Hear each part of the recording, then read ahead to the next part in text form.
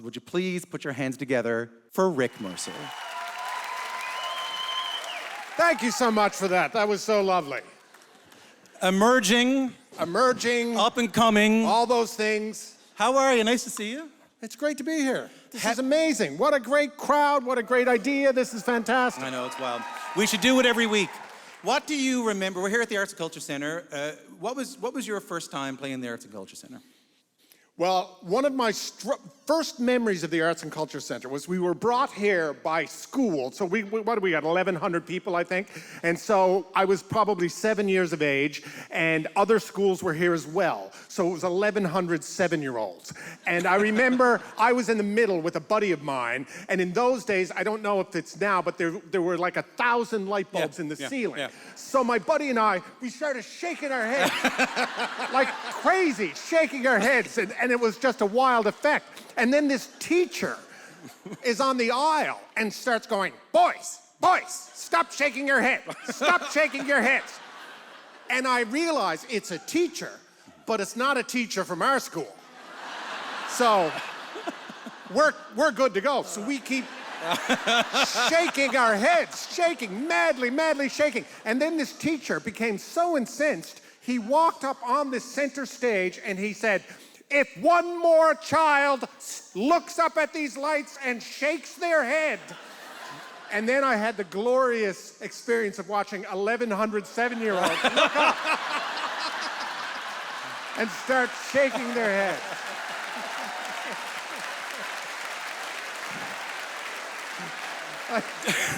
Did you play, because when you did Show Me the Button, I'll Push It, Charles Lynch Must Die, the first big show that sort of made you when you were still, I think, in high school, right? I wasn't in high school. You were still very young, right? I was a kid. I was 20. 20 years old. And I did this show called Show Me the Button, I'll Push It, or Charles Lynch Must Die.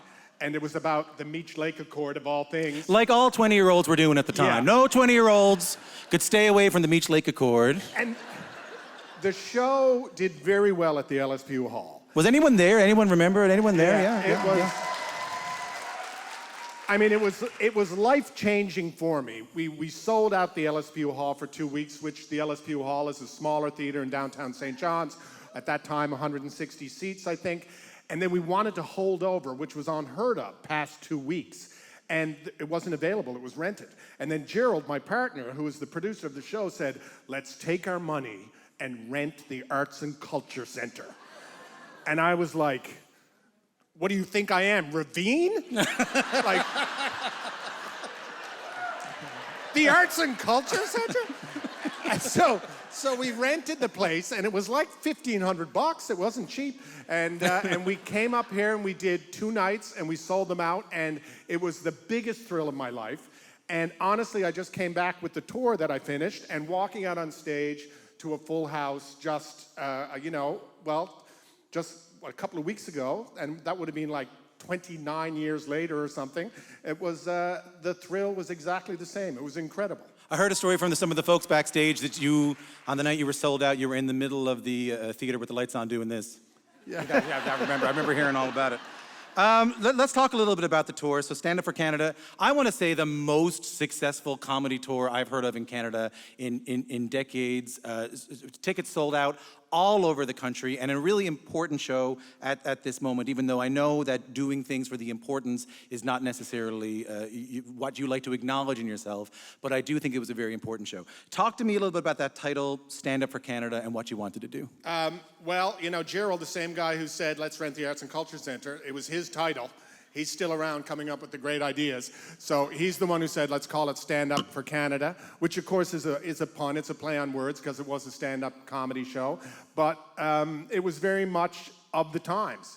And, my act has never changed. I chose a long time ago that I was gonna take a celebratory lane.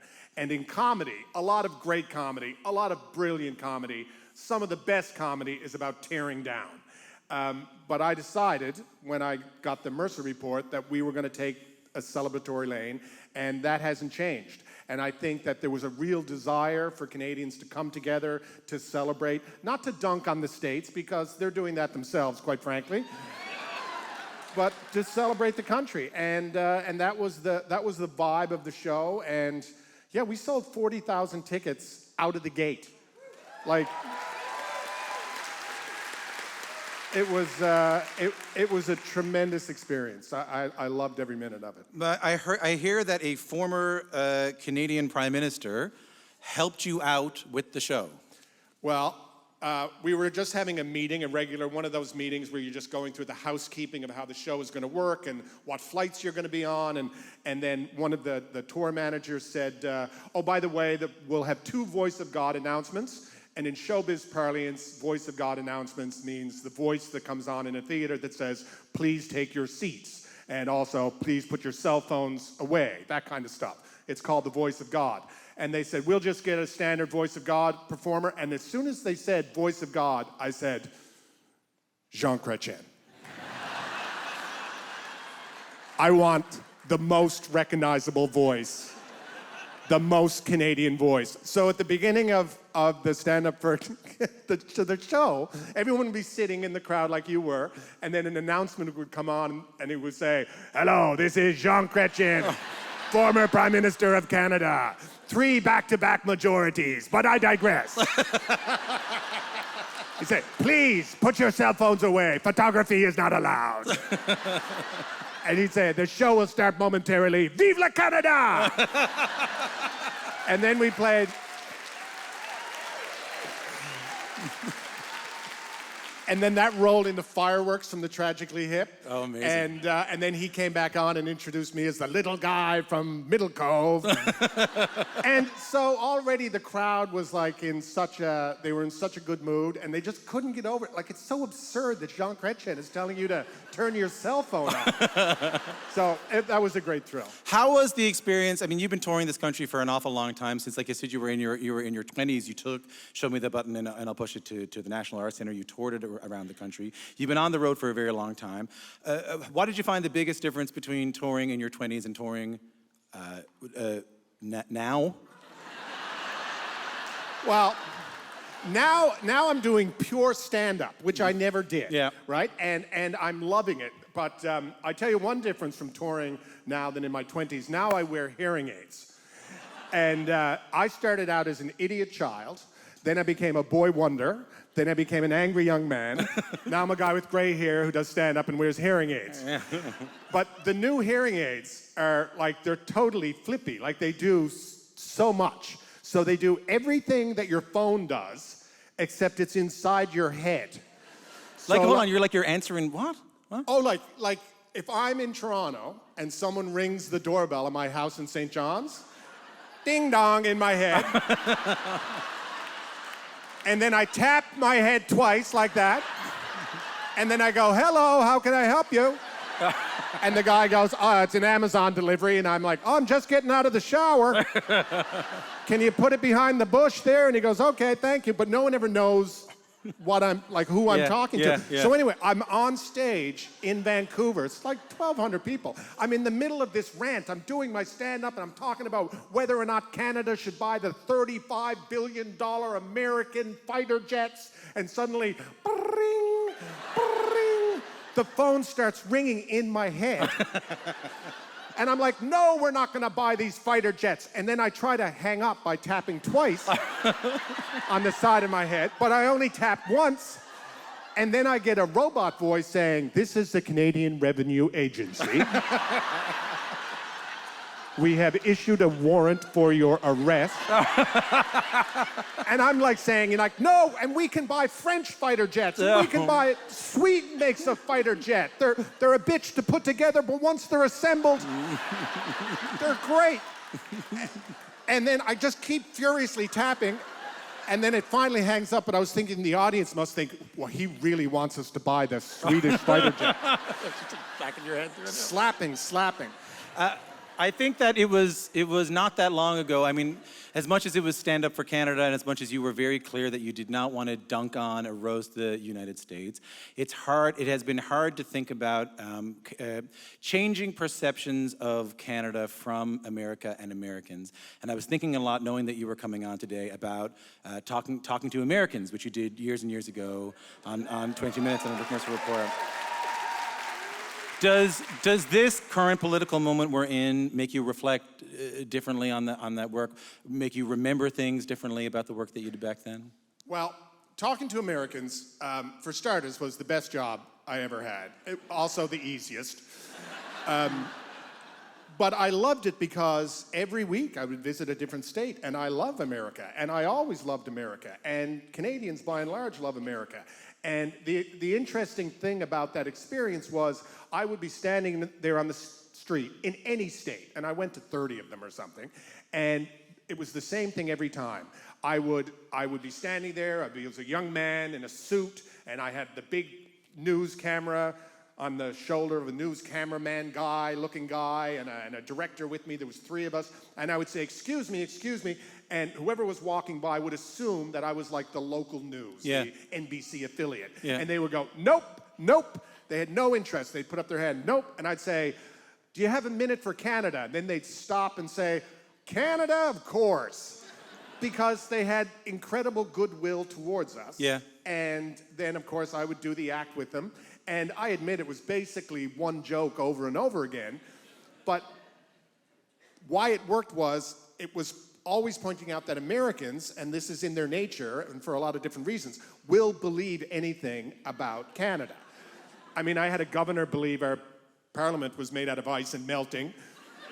I had a governor believe that, we had a 22-hour clock, and we were thinking of moving to 24. I mean, it went on and on and on. But the thing is now, I told them silly things about Canada, but now there are serious forces telling Americans that Canada is a bad partner, Canada's a bad neighbor, Canada's a bad trading partner, Canada is where all the guns in America are coming from, that's where the fentanyl's coming from, all the drugs. So I think it's a very different view of Canada right now. If you were standing on the street and you said, got a question from Canada, I think you would get a very different reaction than when I was doing it. Would you do it now? Would you ever do it again like that? No. That would involve going there.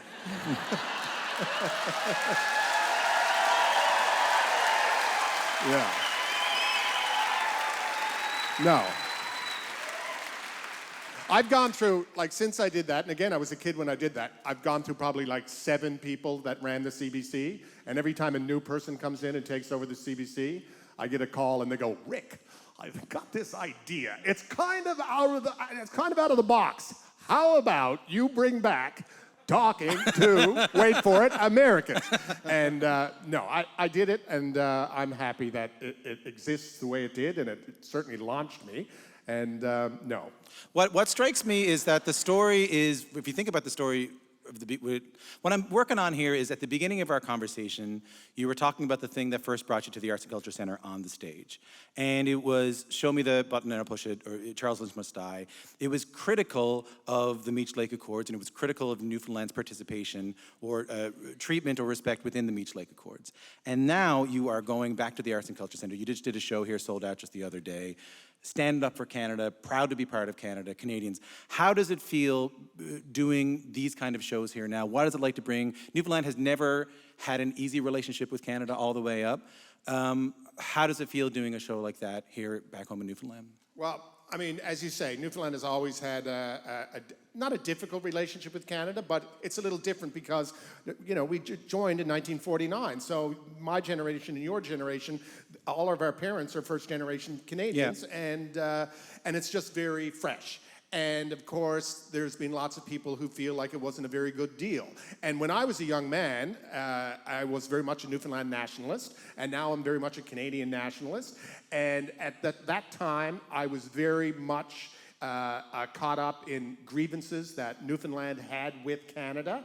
But now, when I look around the country and I see, Quebec, who's always talking about grievances they have with Canada, Western Canada talking about grievances they have with Canada, Newfoundland certainly talks about grievances that we've had with Canada, Saskatchewan does it. I'm kind of at the point can everyone shut up about the grievances that they have with Canada right now? And we have to celebrate what we have, and we have to acknowledge that we're a great country, and we're not perfect, but that's the lane I'm taking. You've been on the road for a while. What do you look forward to the most when you're back home in St. John's? I think if the definition of lucky is if you have a place that speaks to you, like speaks to your heart and your soul, and that's Newfoundland and Labrador for me. That's the Village Mall for me. Yeah. Yeah. And the Village Mall in Newfoundland and Labrador. For me, like I have a cabin here, right? And it's like absurd. I become a gentleman gardener. Like I have, I'll pop by tomorrow with potatoes and carrots and garlic and onions. I got it all, right, that I grew this year. So I have a cabin by the ocean, which is my favorite place to be. And, I love to walk the Rennie's Mill Trail in St. John's and pop up to Leo's for a fish and chips. Come on. For the radio audience, that's not a person, that's a place. Leo's. Thank you so much for doing this tonight, man. This means a lot to me that you came out to do this show tonight. Thank you. I really, really appreciate it. Thank you so much. And we're all just so proud of you. We're all just such big fans of you. Thanks for everything you've ever done for this province, and thank you so much. Rick Mercer, everybody. Thank Wasn't you, that fantastic? Tom Power.